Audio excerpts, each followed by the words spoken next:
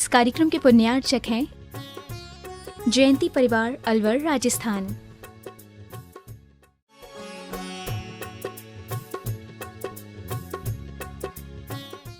साढ़े 6 करते 10 बजे तक हो जाए। 10 अपराह्निक प्रक्षणा स्वाध्याय विलयाम श्रीकाश।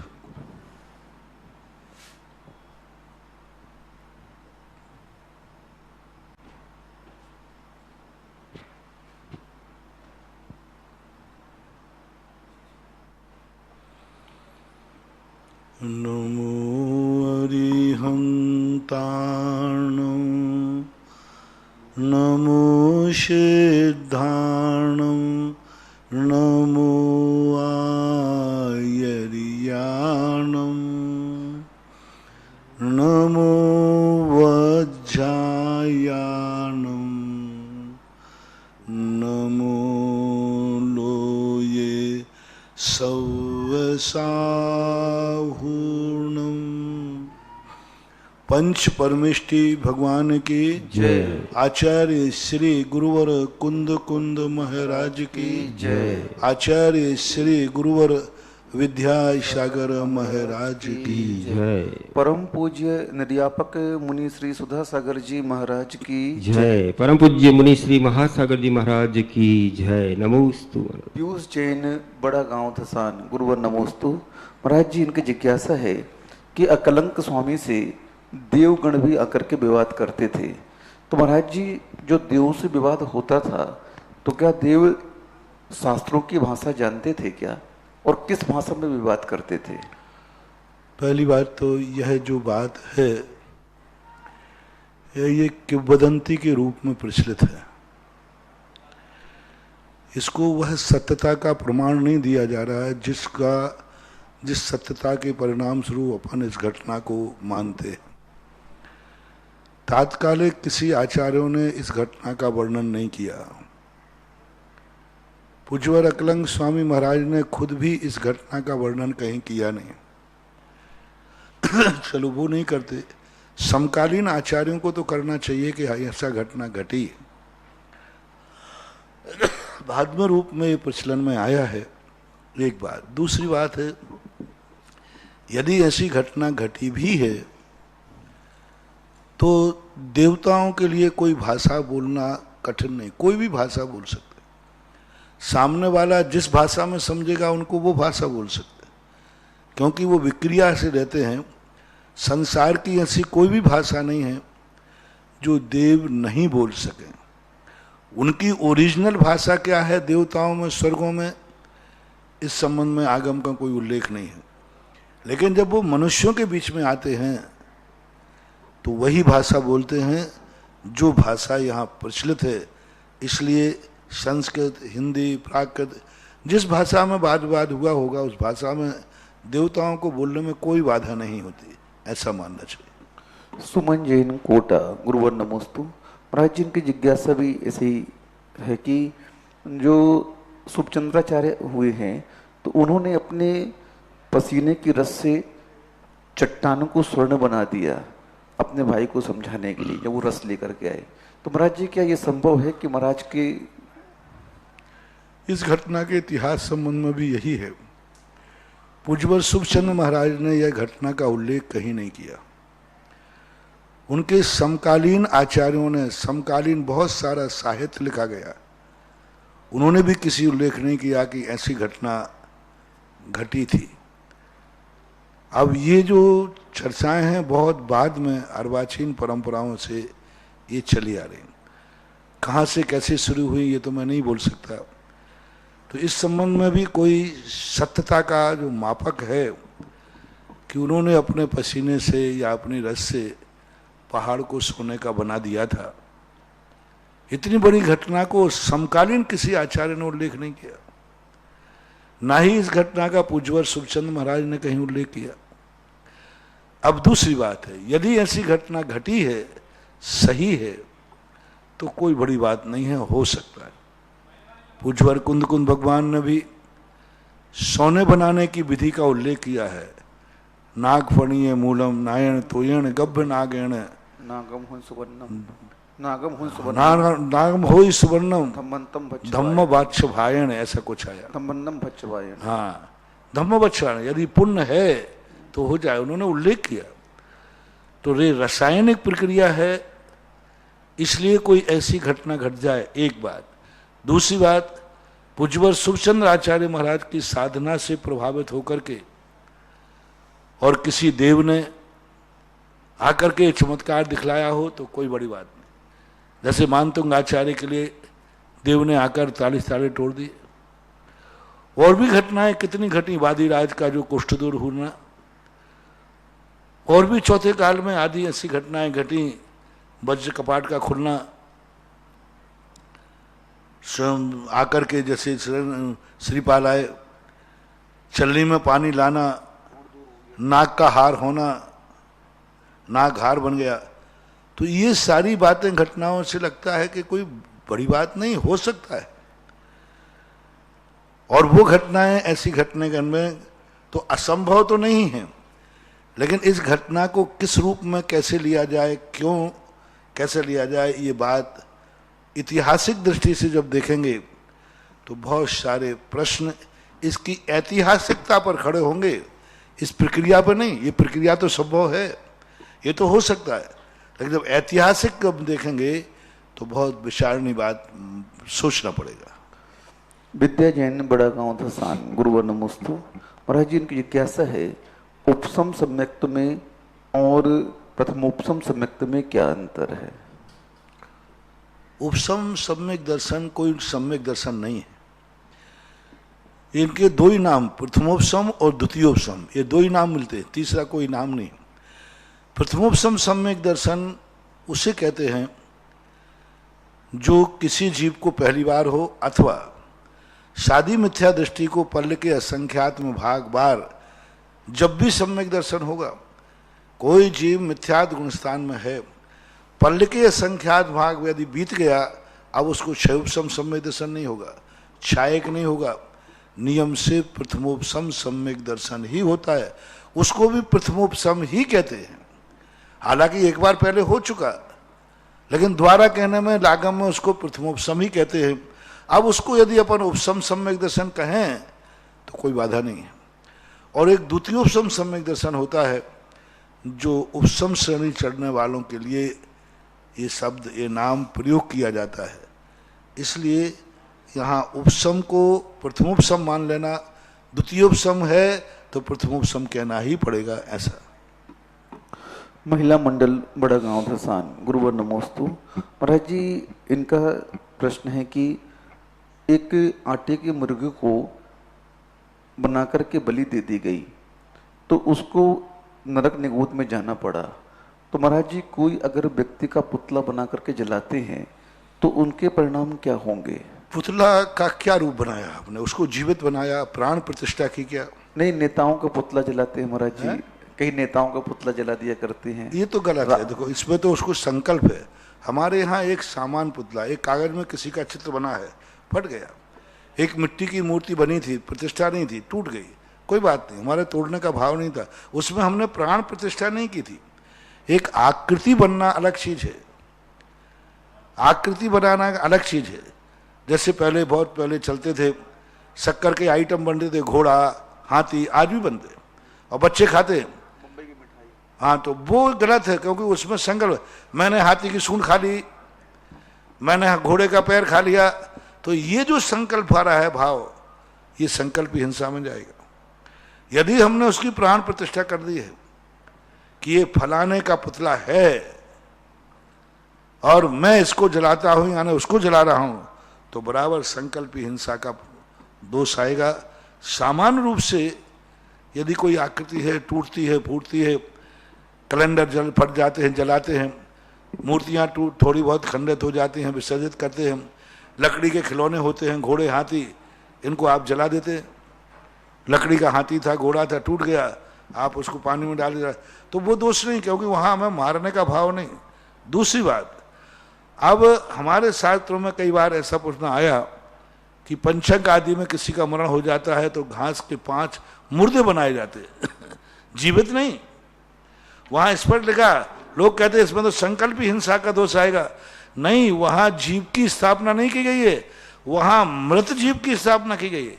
मैं इसको मुर्दा मानता हूं, मैं इसको जड़ मानता हूं। जैसे अकलंग स्वामी के संबंध में आया, एक धागा डाल दिया, मैं इसे भगवान मानते ही नहीं हूं, ये तो मूर्ति का एक धागा डाल दिया, परिक्री हो गई। तो इसी प्रकार से वहां संकल्प क्या है, वो पुतला आप जीवित का रूप मान के जीवित व्यक्ति का जला रहे हैं या मृत मान के जला रहे हैं। यदि आपने उसको मुर्दा मान के, भगवती आराधना का मैंने गौर किया, उन्होंने कहा घास के 5 मुर्दे, मुर्दे मार के नहीं, मुर्दे वहां पर स्थापित कर देना चाहिए। तो इस प्रकार का अपने संकल्प के ऊपर भी इन सबके ऊपर आधारित होता है। अब जैसे भीम मारता था, बताते मूर्ति को, और दुर्योधन तो भीम मान के ही मारता था, वो लग रहा है जैसे भीम को चोट लग रही होगी, तो वो संकल्प हिंसा में आएगा। श्रीमती चंदा जैन, डॉक्टर मगन जैन, आष्टा, गुरुवर नमोस्तु। महाराज जी, इनकी जिज्ञासा है कि बाहुबली भगवान 1 वर्ष तक मुनि अवस्था में ध्यान में खड़े रहे, तो महाराज जी ध्यान तो अंतर मुहूर्त से ज्यादा टिकता नहीं है, तो 1 वर्ष उनका कौन सा ध्यान चलता रहा? ध्यान 2 प्रकार के होते हैं, एक धर्म ध्यान, विकल्पात्मक ध्यान, चिंतनात्मक ध्यान, जिसे हम धर्म ध्यान कहते हैं। धर्म ध्यान चलता रहा। शुक्ल ध्यान जो है ध्यान, हालांकि हर मुहूर्त ध्यान एक अंतर मुहूर्त से ज्यादा की उम्र नहीं होती, एक अंतर मुहूर्त, लेकिन उस ध्यान में परिवर्तित हो जाता है। धर्म ध्यान है, अभी मान लीजिए वो धर्म ध्यान जीव द्रव्य का चिंतन कर रहे हैं, अब अजीब का कर लेंगे, फिर आश्रय बंद का कर लेंगे, अभी अनंत परमेष्टि का चिंतन कर रहे थे, फिर सिद्धों का कर लेंगे। तो इस प्रकार के जो चिंतन है, ये धर्म ध्यान आत्मक चिंतन चलता रहता है, तत्व चिंतन कहलाता है ये। और इसकी भी उम्र एक अंतर मुहूर्त है, एक अंतर मुहूर्त के बाद आपका विषय बदलेगा ही बदलेगा। शुक्ल ध्यान में जो है उसमें भी विषय बदलता है। पृथकत्व वितर्क नाम के विचार ध्यान में उहापोह चलता रहता है, पर्याय से पर्यायांतर, द्रव्य से द्रव्यांतर, गुण से गुणांतर, अर्थ से अर्थांतर, व्यंजन से व्यंजनांतर, ये सब चलता है। और जो द्वितीय शुक्ल ध्यान होता है वो एक पर जाके टिक जाता है, तो वो जो शुक्ल ध्यान उनको नहीं हो रहा था, धर्म ध्यान थे, भावलिंगी संत थे, ये मत मानना कि उनको सल लगी हुई थी, धर्म ध्यान लग रहा था एक।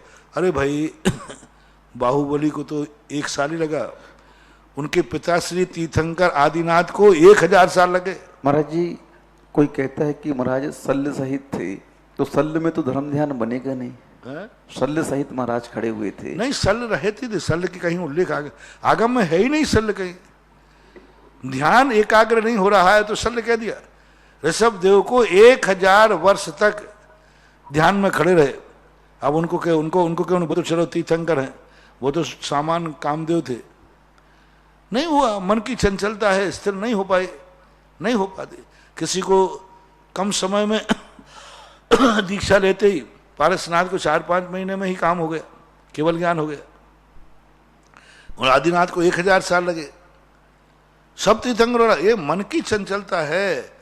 ये यदि कोई बटन नहीं है कि यूं बटन लगाओ और तुरंत केवल ज्ञान हो जाए, ये चंचलता है, इसको रोकने में आदिनाथ को 1000 साल क्या मायना है महानुभाव।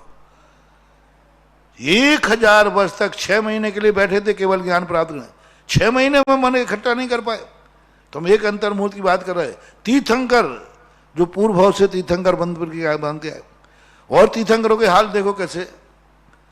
तो इसका कुछ नहीं कर सकते, मन की चंचलता है महानुभाव। बातें करना सरल है, स्वाध्याय करने में अपन चिंतन करना सरल है, लेकिन एक अंतर मुहूर्त के लिए भी मन वचन काय की एकाग्रता रुकना बहुत दुर्लभ, तम दुर्लभ है। पदमचंद काला, भीलवाड़ा, राजस्थान, गुरुवर नमोस्तु। महाराज जी, इनकी जिज्ञासा है, आश्रव और बंध के लिए वस्तु जिम्मेदार होती है, वस्तु से उत्पन्न दोष? आश्रय और बंध में वस्तु कारण है या वस्तु में उत्पन्न दोष कारण है? कोई कारण नहीं, न वस्तु बंध का कारण है ही नहीं, न वस्तु में दोष कारण है। हमारा उपयोग बंध का कारण है, राग द्वेष बंध के कारण है, वस्तु बंध का कारण नहीं है। वस्तु यदि बंध का कारण हो जाए तो कोई निर्बंध होगा ही नहीं। रत्तो बंधति कम्म मुंचति जीव राग संपूर्ण। ऐसो जनोपदेशो तम्मा कब में सुमारज। किसी भी आगम में वस्तु को बंध का कारण नहीं बना, न वस्तु के दोष बंध के कारण है। वस्तु यदि सदोष भी है, मान लो वस्तु दुश्मन खड़ा है सामने, डाकू खड़ा है तो खड़ा है, पापी खड़ा है तो खड़ा है, वो बंध का कारण नहीं हो सकता हमारे लिए। कितने भी दोष बने रहे वस्तु में, बंध का कारण नहीं होते हैं। ज्ञानी पुरुष उन्हीं सदोष वस्तुओं को देखकर वैराग्य प्राप्त कर लेता है। संसार तो सदोष ही है, लेकिन जगत का है स्वभाव हो संवेग वैराग्यार्थम। अब देख लिए ज्ञानी पुरुष के लिए सारा संसार दुनिया के अज्ञानियों के लिए राग का कारण है, द्वेष का कारण है, मोह का कारण है, पाप का कारण है। लेकिन ज्ञानी व्यक्ति के लिए यही संसार वैराग्य का कारण है। उन्हीं वस्तुओं को देखकर अज्ञानी रंजायमान हो रहा है, उन्हीं वस्तुओं को देख करके ज्ञानी वैराग्य को प्राप्त हो रहा है।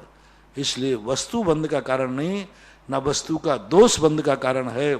हमारा उपयोग, हमारी दृष्टि, हमारी अज्ञानता, हमारा प्रमाद, हमारे कसायक आदि भाव, ये बंध के कारण होते हैं। श्रीमती तारा छावड़ा, नांदेड़, महाराष्ट्र। गुरुवर नमोस्तु। महाराज जी, इनकी जिज्ञासा भी इसी संबंध से है कि मिथ्या दर्शन, वृत्ति प्रमाद, कसाई योगा बंध हेतु है। ये बंध के हेतु कहे गए हैं, कारण कहे गए हैं।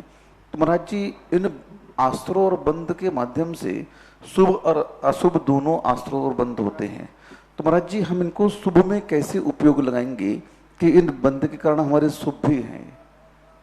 मिथ्यात, अवृत्ति, कसाय, योग, प्रमाद, ये बंध के कारण हैं। तो ये शुभ और अशुभ दोनों में लगेंगे महाराज जी, तो इसमें हम शुभ में कैसे लगाएं इसे? सब में घटेंगे, तो मिथ्या कुछ अशुभ में घटेंगे, कुछ शुभ में घटेंगे। क्योंकि जितने भी ये मिथ्यावृत्ति हैं, इनको कारण मत कहो, हेतु कहो। कारण जो बंध में जो कारण है, मिथ्या, आवृत्ति, प्रमाद, कसाय, ये बंध के हेतु हैं। हेतु यानी निमित्त हैं, और निमित्त जो होते हैं वो पर प्रत्यय रूप होते हैं। तो यहाँ मिथ्या परिणाम आदि जो परिणाम कहे गए हैं, ये जो परिणाम हैं ये हेतु हैं अपना ही दो प्रकार का, एक द्रव्य रूप से और एक भाव रूप से। भाव रूप से उपादान रूप होता है, द्रव्य रूप से बाह्य रूप होता है। तो जब बाह्य रूप जब होते हैं तो नैमित्तिक परिणति बनती है। मिथ्या से मिथ्या कर्म में मिथ्या दृष्टि भी शुभ कर्मों को बांधता है। कैसे बांधता है? मिथ्या दृष्टि है लेकिन कसाई की मंदता है, मिथ्या दृष्टि है लेकिन लेस्या शुभ है, अभिरति है लेकिन अभिरति में उसकी मंदता है कसाई की। तो जो कारण है वो कसाय है मूल रूप से। हमारे यहाँ मिथ्या, अविरति, प्रमाद ये सब बंध के कारण हैं, लेकिन इनके साथ मूल है कसाय और योग। यदि हमारी कसाय शुभ के लिए है, जैसे शुभ के लिए कैसी कसाय है, दोपहर में स्वाध्याय के लिए कहा, कैसे क्या करूं कि सबको सम्य दृष्टि बना दूं, कैसे क्या करूं, इतना संकलेश हो रहा है, मंदिर सोने का बना दूं। अब देखो इसमें कसाई की तीव्रता आ रही है, भली वो सुबह, लेकिन मंदिर बनाने की आ रही है, तो ये पुण्यबंध का कारण होगा। कसाय है, मुनिराज को अंतराय हो गया, अब तुम्हारे मन में क्लेश हो गया, वेदना हो गई, इतना क्लेश हो गया, इतना क्लेश हो गया, आंसू बह गए, उपवास कर लिया, मन ही नहीं लगा, अब कितना ध्यान हो रहा है। अब ये आर्त ध्यान नहीं है, क्लेश है, कसाय है, धर्म ध्यान है। सद्कार्यों के लिए आत्मा में जब क्लेश भाव होता है, उसमें पुण्य का आश्रय होता है, इसको धर्म ध्यान बोलते हो। जब जब अच्छे कार्यों, धर्म कार्यों के लिए हमें मन में क्लेश होगा, क्लेश कह रहा हूं, वो कसाय तो होगी लेकिन पाप बंद नहीं करेगा, पुण्य का बंद करेगा। और वही क्लेश, वही संक्लेश संसार के पापादि कार्यों के लिए होंगे तो अशुभ बंद। दोनों कसाय में कोई अंतर नहीं है, दोनों कसायों में कोई अंतर नहीं है, लेकिन अलग अलग प्रत्यय कसाय का होने से एक को पुण्य का उत्कृष्ट बंध हो रहा है, एक को पाप का उत्कृष्ट बंध हो रहा है। ऐसा मानना चाहिए। पुण्य कर्म भी कसाय से ही बंधेंगे। लेकिन वो कसाय, जैसे हमने तुमने कहा, एक व्यक्ति रो रहा है, किस लिए रो रहा है? आज महाराज को अंतराय आ गया। अब रोना तो आर्थ ध्यान है नहीं, धर्म ध्यान है, क्योंकि वो किस लिए रो रहा है? जैसे हमने कहा था, हिंसा भी अहिंसा है। शूकर ने शेर को मार डाला, हत्या कर दी, लेकिन वो हिंसा के अंतर्गत नहीं लिया, 5 में स्वर गया, क्योंकि वहां पर अभिप्राय क्या है? क्रिया तो हिंसा की है, लेकिन उसका अभिप्राय इतना पावन पवित्र था। तो शेर को मारना भी धर्म ध्यान है, अधर्म ध्यान नहीं, आर्त ध्यान नहीं, रौद्र ध्यान नहीं, धर्म ध्यान है, क्योंकि वो आयतन को बचा रहा है, मुनिराज को बचा रहा है। मैंने कई बार उदाहरण दिया, सैनिक दिन भर बंदूक पे गोली, कटके पे उंगली रखे रहता है और दिन भर मारने का भाव करते हैं, लेकिन उसे हत्यारा नहीं कहा, हिंसक नहीं कहा, देश रक्षक का। क्रिया मारने की कर रहा है, लेकिन पुण्यबंध हो रहा है उसके देश की रक्षा का। सैनिक को कभी मारने का पाप बंद नहीं होता। सैनिक को मारने का पाप नहीं, मार रहा है, मारने का भाव है, लेकिन वो हत्यारा नहीं है। किसी भी, कोई भी दर्शनकार ने, किसी भी दर्शनकार ने योद्धा के लिए हत्यारा नहीं कहा, योद्धा की दुर्गति नहीं की, योद्धा की निंदा नहीं की। किसी, हमने सारे दर्शनकारों को देख लिया। जैन दर्शन में, शास्त्रों में योद्धाओं की बड़ी प्रशंसा की है।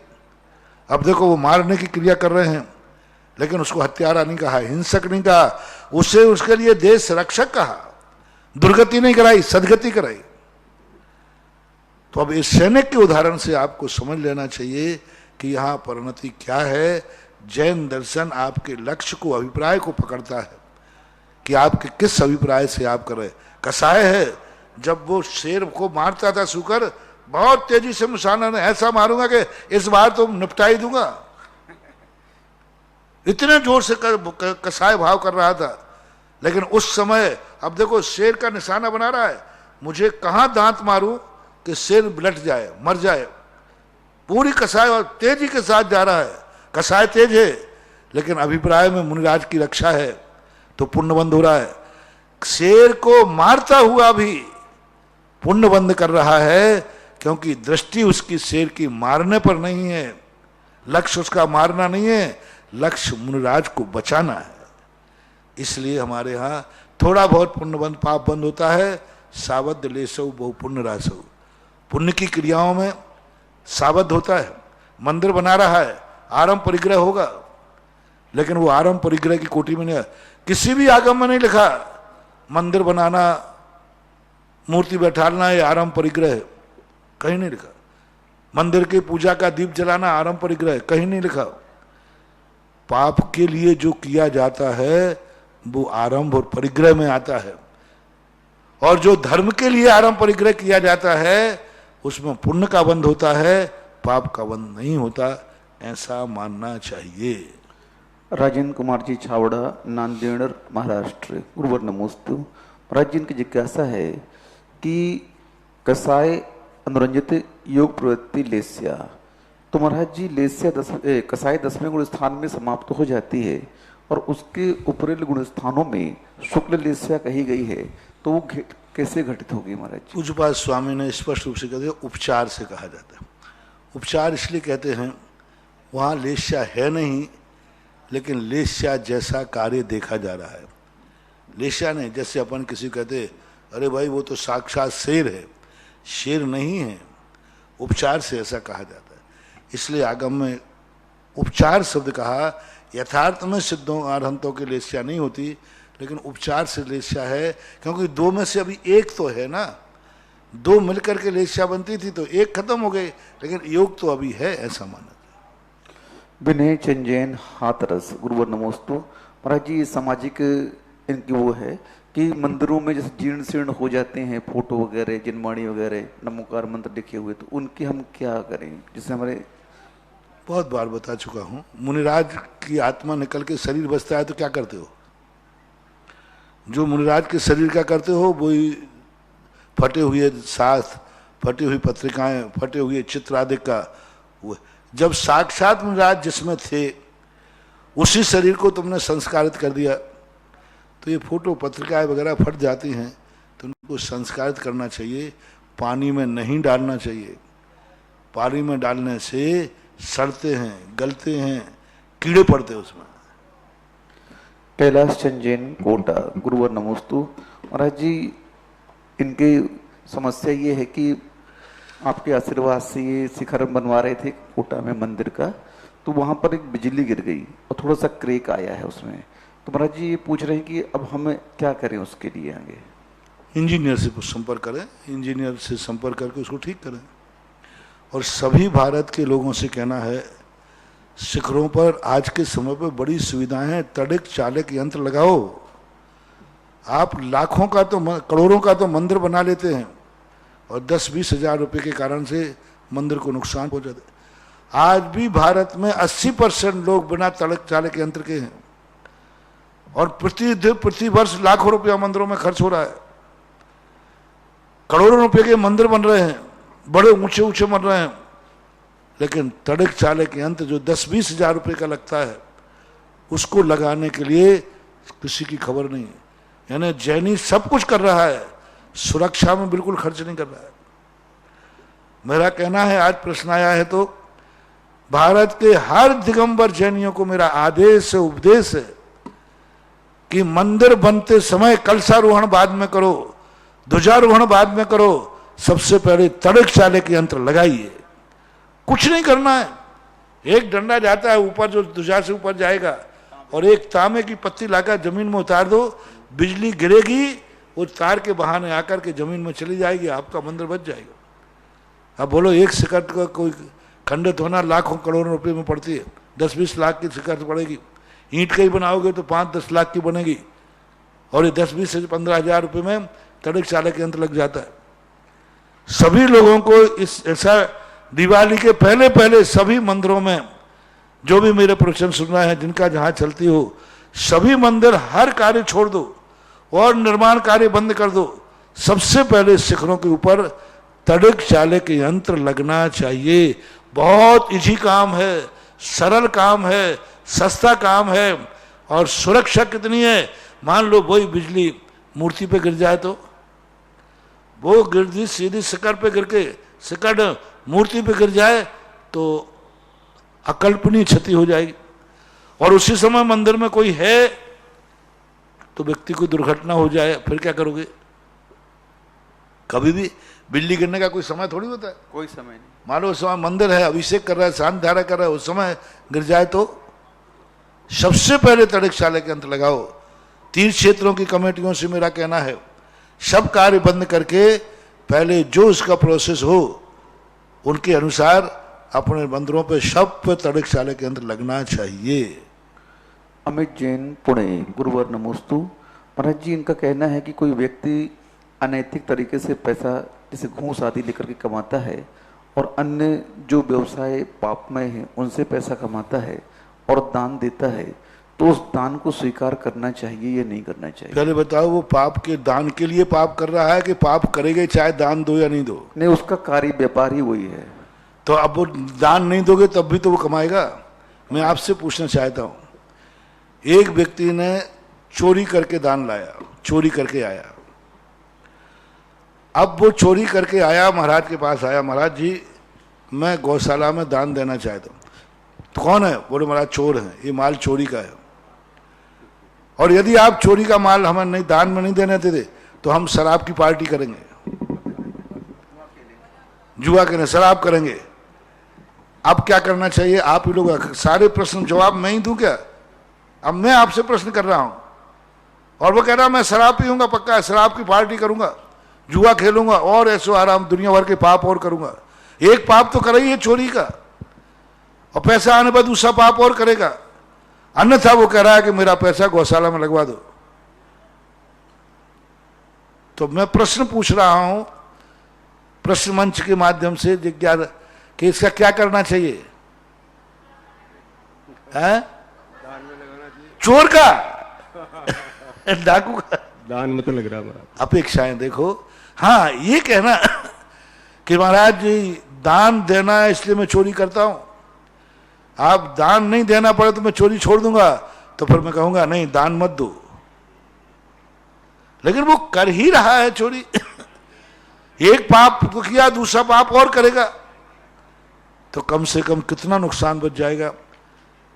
वो पैसा गौशाला में दान में चला गया, अन्यथा वो शराब पी करके ना जाने कितनों की और जिंदगी बर्बाद करता। वे शराब पीने वाले कितना अत्याचार करते, कितने और डांके डालते। तो ये सब अभिप्राय के ऊपर आश्रित है। ऐसे एकांकी प्रश्न करने से कोई समाधान नहीं होगा।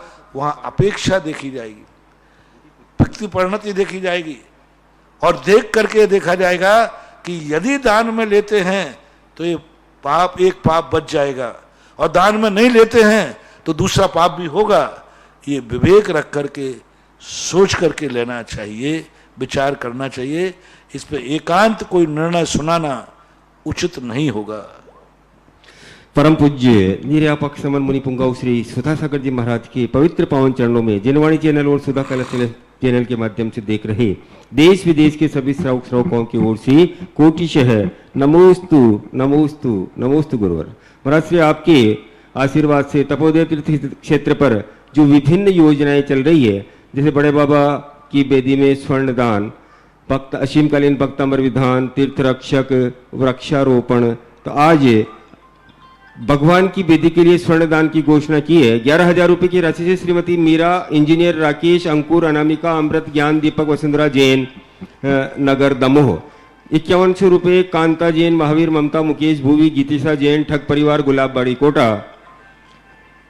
5,000 रुपए रेखा रमेश चंद जैन, शाजापुर। असीमकालीन भक्तामर विधान जो तपोदय क्षेत्र पर चल रहा है, उसके लिए 51,000 रुपए की राशि से श्री हितेश तविश जैन जन्म दिवस के अवसर पर धर्मचंद जी, हेमलता जैन अलोद्वारों ने अपनी स्वीकृति दी है। और दर्शनोदय तीर्थ थोन जी के लिए एक प्रतिमा विराजमान करने का सौभाग्य प्राप्त किया है। 1,25,000 रुपए की राशि से श्रीमान कैलाश चंद जी, मोतीबाई, जम्बू कुमार, सुमन, महेंद्र जी, हर्षिता, गौरव जैन, विज्ञान नगर, कोटा। और तीर्थ रक्षक तपोदय तीर्थ क्षेत्र पर 1,11,000 रुपए की राशि से आज बनने का सौभाग्य प्राप्त किया है। आरुषि, विजेंद्र, रेखा जैन, आशीष, अंकिता जैन, अशोक विहार, दिल्ली। और जो वृक्षारोपण तपोदय तीर्थ क्षेत्र पर चल रहा है, उसके लिए 5100 रुपए की राशि भूमिका, तनुश्री, वेदिका, विद्याधर गदिया, भीलवाड़ा की ओर से घोषणा की गई है। आप सभी के दान और पुण्य की अनुमोदना और आपके लिए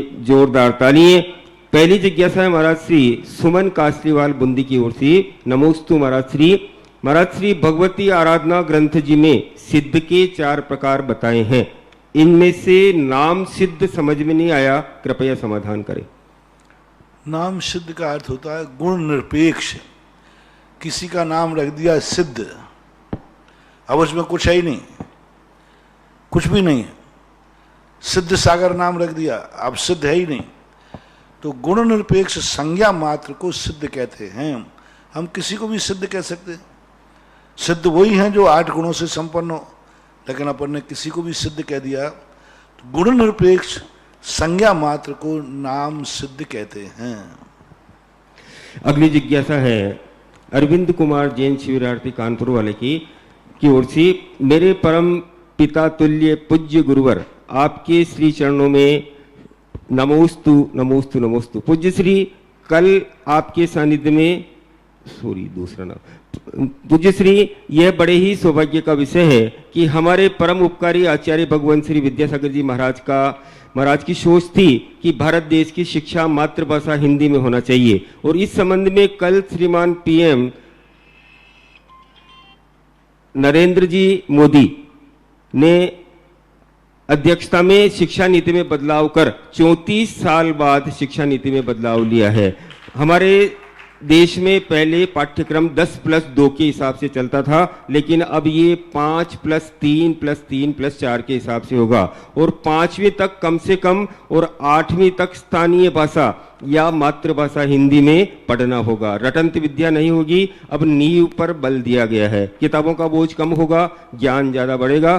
पूज्य श्री, यह क्या कोई ऐसी अप्रत्यक्ष शक्ति है कि हमारे पूज्य आचार्य भगवान की जो सोच या विचारधारा थी वह वर्तमान में साकार होती दिख रही है, जैसे इंडिया को भारत कहना और अब शिक्षा प्रणाली का स्तर भी हिंदी में होना। पूज्य श्री, इस गंभीर विषय पर हम लोगों को एवं समाज को आपका मार्गदर्शन देकर अनुग्रहित करने की कृपा करें। नमो। साधुओं के मन में कोई ना कोई जो बात आती है उसका संबंध भविष्य से बहुत होता है।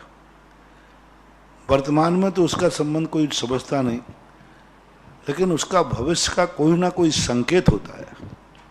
तो आचार्य श्री ने सोचा है, अच्छा संकेत है। साधु जो भी सोचेगा अच्छे के लिए ही सोचेगा, और अच्छा सोच साधुओं का राजनेताओं के समझ में आ जाए तो सोने में सुहागा हो जाता है, ऐसा मानना चाहिए। अगली जिज्ञासा है स्वाध्याय मंडल जयपुर से श्री रमेश जी शाकुनिया की ओर से। महाराज श्री के चरणों में त्रिबार नमोस्तु। महाराज श्री, वस्तु में अनेक धर्म होते हैं, इसको बिना उदाहरण के समझाएं। नमोस्तु महाराज श्री। वस्तु में अनेक धर्म स्पष्ट देखने में आ रहे हैं। चौथे गुण स्थान में व्यक्ति को सम्यक दर्शन हो गया, जैसे उसका चारित्र गुण अशुद्ध है। सम्यक दर्शन छायक सम्यक दर्शन हो गया, श्रद्धा गुण पवित्र हो गया, और वहीं दूसरा चारित्र गुण अशुद्ध बना हुआ है, बिल्कुल अशुद्ध है, असंयमी है। मुनि महाराज बन गए, उन्होंने सम्यक दर्शन रत्नत्रय पा लिया, लेकिन यथाख्यात चारित्र अशुद्ध बना हुआ है। ऊपर जाकर के देखो मोहिनी का क्षय हो गया, लेकिन अभी ज्ञानावरणी आदि से अशुद्ध है। अरहंत भगवान को देखिए, एक ही आत्मा में केवल ज्ञान आदि गुण शुद्ध हैं और अशुद्धत्व भाव अभी बैठा हुआ है, औदैहिक भाव बैठा हुआ है। एक ही जीव के अंदर कितने स्वाभाविक अनेक गुण कैसे विद्यमान है, दर्शन ज्ञान चारित्र। अब देखिए, एक ही जीव का लक्षण ही दो प्रकार का है। एक ही जीव में दर्शन और ज्ञान दोनों एक नहीं है, अलग अलग हैं। प्रश्न है बिना उदाहरण के, एक आत्मा का शुद्ध स्वरूप का क्या रूप है? अनेक गुण कैसे बनेंगे? ज्ञान दर्शन ही तो अनेक हो गए। आत्मा एक है, दर्शन है, गुण है, ज्ञान है, ये दो गुण हो गए। फिर चारित्र गुण अलग है। और देख लो कितने भाव हैं। अभी अशुद्धत्व भाव बैठा है उसी आत्मा के अंदर, और ज्ञान दर्शन आदि शुद्ध परिणाम के रूप हो गए। तो एक गुण के, एक वस्तु में अनेक गुण के बिना कोई वस्तु ही नहीं है। वस्तु ही उसी का नाम है जिसमें अनेक गुण हो, अनेकांत, अनेक अंत यानी धर्म, अनेक धर्म जिसमें होते हैं वही वस्तु है। जिसमें अनेक गुण अनेक धर्म नहीं होते हो वो अवस्तु है। अवस्तु सब तरफ से मानना, एक किसी भी रूप में मान लेना। पुद्गल में यही मानना। पुद्गल में देखो परस्पर विरोधी दो हैं, स्पर्श रस गंध वर्ण। पुद्गल भी एक वस्तु है। अब उसमें चार गुण है एक साथ एक समय में चार गुण है। एक वस्तु में अनेक गुण आपने पूछे हैं, आप पुद्गल में देख लीजिए। आप धर्म आदि द्रव्यों को उठा लीजिए, 10 सामान्य गुण होते हैं। अस्तित्व भी है, वस्तुत्व भी है, द्रव्यत्व भी है, प्रमेयत्व भी है। अब कितने 10 सामान्य गुण हैं। अब वस्तु एक है, लेकिन 10 सामान्य गुण एक समय में वस्तु में परिणमन कर रहे हैं। एक समय में, अनेक समय में नहीं। एक समय में अजीब आदि वस्तुओं में 10 गुण सामान्य सदा विद्यमान है। आत्मा के अंदर, पुद्गल के अंदर स्पर्श को रसबंधन पुद्गल में विद्यमान है। ज्ञान दर्शन एक समय में, ज्ञान दर्शन दोनों गुण विद्यमान है। अरहंत भगवान के दोनों गुण एक समय में काम कर रहे हैं और दोनों विरोधी हैं। दोनों परस्पर में एक दूसरे का अनुकरण नहीं करते। दर्शन गुण जानता नहीं, ज्ञान गुण देखता नहीं। ऐसे ही विरोधी हैं जैसे आंख और कान। आंख सुनती नहीं, कान देखते नहीं, परस्पर विरोधी हैं। लेकिन एक आत्मा के हैं कि नहीं? कान किसका है? एक आत्मा। देखो बाहर से देखना, एक आत्मा है। आंख देखती है, कान परस्पर विरोधी। और मालिक एक है, स्वामी एक है, लेकिन कथन दो है, दो क्रियाएं हो रही। मुंह बोलता है, कान बोलते नहीं है, तीसरा हो गया। नाक सूंघती है, आंख सूंघती नहीं है, चौथा हो गया। इसी बार सब में लगा लेना। एक वस्तु, कभी भी कोई वस्तु एक गुणात्मक होती ही नहीं। उदाहरण तो इसलिए देना पड़ता है कि बिना उदाहरण के समझ में नहीं आता। लेकिन चलो कोई बात नहीं, बिना उदाहरण के समझ लो। ऐसी कोई वस्तु नहीं है जिसमें अनेक गुण एक समय में एक साथ नहीं पाए जाते हो। अनंत गुण प्रत्येक वस्तु में होते हैं और अनंत गुण एक साथ पर्याय रूप परिणमन करते हैं। एक साथ एक समय में बिना अनंत गुणों की कोई वस्तु हो ही नहीं सकती। और प्रत्येक गुण अपनी अपनी पर्याय निकालता है। प्रत्येक गुण, एक गुण दूसरे गुण की पर्याय से कोई संबंध नहीं रखता। एक समय में एक द्रव्य में अनंत पर्याय निकलती हैं, एक समय में अनंत पर्याय, क्योंकि जितने गुण हैं उतनी पर्याय हैं। गुणों के विकार को पर्याय कहते, ये भी आता है। यानी गुणों के विकार यानी परिणति, विकार यानी विकृति नहीं, परिणति यानी अनंत गुण है। ऐसा एक भी द्रव्य नहीं जिसमें अनंत गुण नहीं हो, और ऐसा एक भी द्रव्य नहीं जिसमें अनंत पर्याय ना हो। अब बोलो, एक समय में अनंत पर्याय निकल रही हैं एक समय में, और अनुभव भी कर रहा है अनंत पर्यायों का, अनंत पर्यायों का अनुभव कर रहा है। कैसे कर रहा है? पूज्यवर अमृतचंद सूर्य उदाहरण देते, पानकवत। पानक में कितनी चीजें डली हैं, कितनी चीजें डली हैं, लेकिन स्वाद पानक का। ऐसे ही अपना आत्मा अनेक गुण पर्यायों को अपने आप में समाये बैठा हुआ है। तो प्रत्येक वस्तु, उदाहरण नाम की कोई चीज है ही नहीं। उदाहरण भी वस्तु है। मैंने अभी पानक का दिया तो पानक एक वस्तु है, उदाहरण क्यों लेते हो? तुम्हें उदाहरण से एलर्जी है तो चलो उदाहरण नहीं, वो पानक भी वस्तु है। हमने पुद्गल का, पुद्गल भी वस्तु है। पानक का उदाहरण नहीं दिया, पानक एक वस्तु है जो अनेक धर्मों को मिलकर पानक बनता है।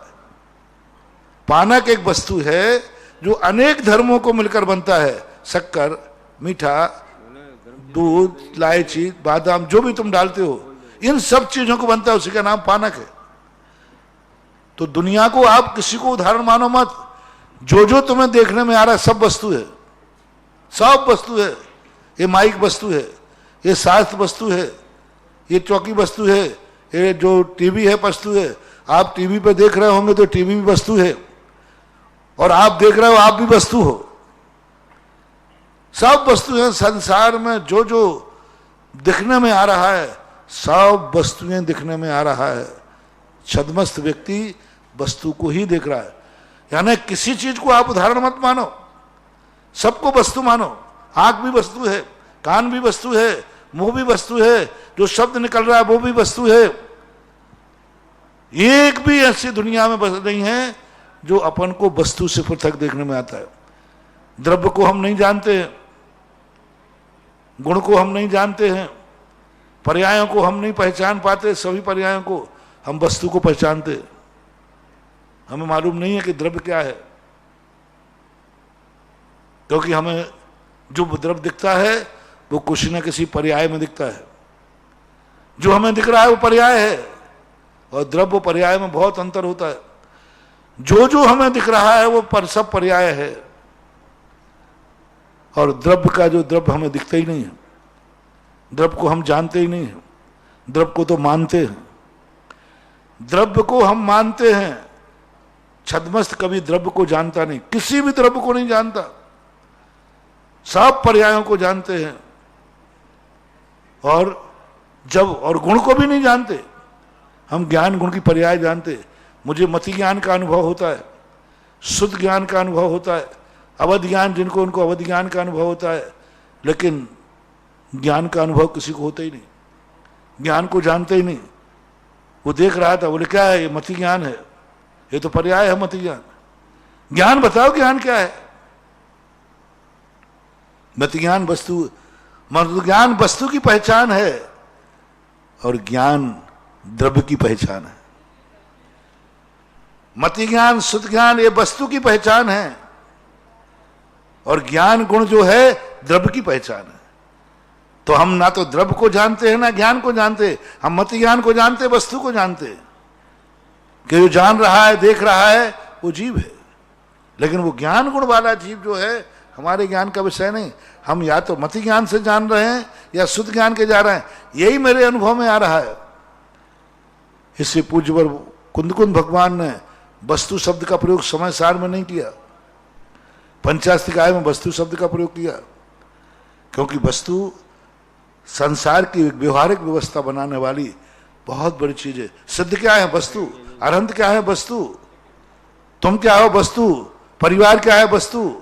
सब को सब वस्तुएं हैं, क्योंकि वस्तु का लक्षण और भिन्नता अनेक द्रव्य गुण पर्याय तीनों एक साथ समष्टि में जहां प्रकट होती हैं, वस्तु का स्वरूप ही वही है। उदाहरण को लेते क्यों हो? उदाहरण भी अपने आप में वस्तु है, ऐसा मानना चाहिए। बंधुओं, तपोदैत्य स्थिति के जो भक्तामर विधान की घोषणा हुई थी उसमें कंप्यूटर की प्रिंटिंग मिस्टेक है। ये विधान किया है हितेश जी तवीश के जन्मदिवस और सुश्री दीक्षा के टेम्पल डे के अवसर पर धर्मचंद जी हेमलता जी जैन अलोद वालों की ओर से। अगली जिज्ञासा ऑनलाइन के माध्यम से ऑडियो। परम पूज्य निर्यापक श्रमण के चरणों में हम सबका कोटिसा नमन। मुनिश्री वृहद द्रव संग्रह ग्रंथ का स्वाध्याय चल रहा है, उसमें धर्मानुप्रेक्षा का कथन आया। तो धर्मानुप्रेक्षा में धर्म को ही परम रस रसायन कहा, धर्म को निधि निधान कहा, धर्म ही कल्प वृक्ष है, धर्म ही चिंतामणि है, धर्म ही कामधेनु है। तो एक बहन का प्रश्न उत्पन्न हुआ कि ये सब उपमाएं तो समझ में आई, लेकिन कामधेनु उपमा समझ में नहीं आई। तो वो कामधेनु से हम क्या लें?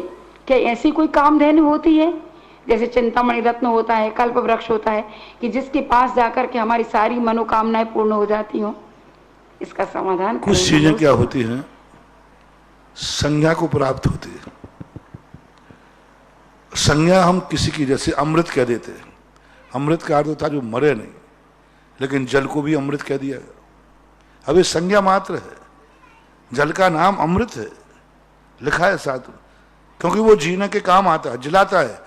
लेकिन अमृत का नाम तो है कि अब मरना नहीं चाहिए, लेकिन मरते। देवों के कंठ में झरता अमृत है, ये संज्ञा मात्र है, फिर देव मरते क्यों हैं? तो कुछ चीजें ऐसी होती हैं जो वस्तु के रूप में कहीं दुनिया में देखने में नहीं आई। ना तो आज तक कहीं किसी को चिंतामणि शास्त्रों में मिला है, सब शास्त्रों में मिलते, पारस पत्थर शास्त्रों में मिला है, साहित्य में मिला है, कामधेनु चिंतामणि ये सब शास्त्रों के विषय हैं, शब्दों के विषय हैं। तो अब ये सब शब्दों के जब विषय कर दिए गए तो ये कैसे लगाना चाहिए? जिसको जिससे बोले अरे भाई शांति धारा तो कामधेनु है, बोले क्यों? जब से शांति धारा जिस काम के करो वो पूरी हो जाती है। लो साहब, शांति धारा कामधेनु हो गई, कल्पवृक्ष हो गया। अरे हमारी मूर्ति तो कल्पवृक्ष है, जो भावना करते वह पूरी हो जाती है। अब लो साहब, जिस व्यक्ति की मूर्ति पर श्रद्धा है उसे मूर्ति ही कल्पवृक्ष है। अरे महाराज तो हमारे साक्षात कल्पवृक्ष हैं। अब बताओ, वृक्ष बना दिया मुझे। अरे भाई वृक्ष में नहीं हूं भैया, वृक्ष एक इंद्रिय होता है कल्पवृक्ष मैं तो संगी पंचेंद्रिय हूं। लेकिन भक्तों ने कह दिया हमारे महाराज कल्पवृक्ष हैं। बोले क्यों? साहब मैं आपको एक इंद्रिय नहीं बना रहा हूं, आप भाव पक्ष पर जाइए। कल्पवृक्ष में जैसी इच्छाएं पूरी होती हैं ऐसे आपके बाद मेरी इच्छाएं पूरी हो जाती है। तो अब कल्पवृक्ष दिया। तो ये कहलाते हैं ख्याति शब्द कहलाते हैं। कुछ शब्द ऐसी ख्याति प्राप्त कर जाते हैं जिनके नाम से ही लोगों के मन में अलग परिणाम बन जाते। तो कामधेनु गाय का नाम है, शास्त्रों में कामधेनु गाय को बोलते हैं। काम शब्द का अर्थ का इच्छा की पूर्ति, धेनु यानी इच्छाओं को पूरी करने वाला होता है वो कामधेनु। तो ये ना तो कामधेनु दुनिया में है, ना चिंतामणि दुनिया में है, कल्पवृक्ष भी आज नहीं है, आगम में है, भोग भूमि में होते थे।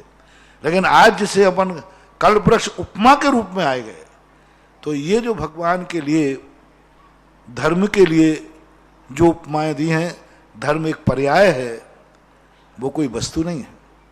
धर्म एक पर्याय है जो जीव के अंदर प्रकट होती है, जो जीव को वस्तु बनाती है। तो धर्म एक पर्याय के रूप में आया। अब वो वस्तु कैसे बने? कामधेनु तो एक वस्तु है, चिंतामणि तो एक वस्तु है, और धर्म एक पर्याय है, धर्म एक परिणामों का नाम है। धर्म नाम की कोई वस्तु दुनिया में नहीं है। धर्मात्मा तो वस्तु है, धर्म नहीं। धर्म और धर्मात्मा में बहुत अंतर है। धर्म नाम की कोई वस्तु दुनिया में नहीं है। इसलिए कहा है ना धर्मो धार्मिक कई बिना। धर्म धर्मात्मा को छोड़ के नहीं। धर्मात्मा वस्तु है, धर्म वस्तु नहीं। तो अब ये उपमाएं कहलाती हैं कि धर्म चिंतामणि है, धर्म ये है, तो इनको उपमा के रूप में लेना चाहिए। और उपमा का अर्थ मात्र काल्पनिक नहीं है, लोगों की पूर्ति हो रही है, लोगों की इच्छाएं पूरी हो रही हैं। कौन कहता है नहीं हो रही है? 50 लोग कह रहे हैं हमारी भक्तांबर से इच्छाएं पूरी हो रही, शांति धारा से हमारी इच्छाएं पूरी हो गई, महाराज के आशीर्वाद से मेरी इच्छाएं पूरी हो गई। तो ये जब जिस व्यक्ति के लिए तो एक होता है त्रिकालिक शाश्वत वस्तु, कामधेनु एक वस्तु है, कल्प वृक्ष एक वस्तु है, चिंतामणि एक वस्तु है। तो वो वस्तु तो नाम से आज है नहीं। रही बात व्यक्तिगत, जिसकी जहां इच्छाएं पूरी हो जाती हैं वही उसके लिए।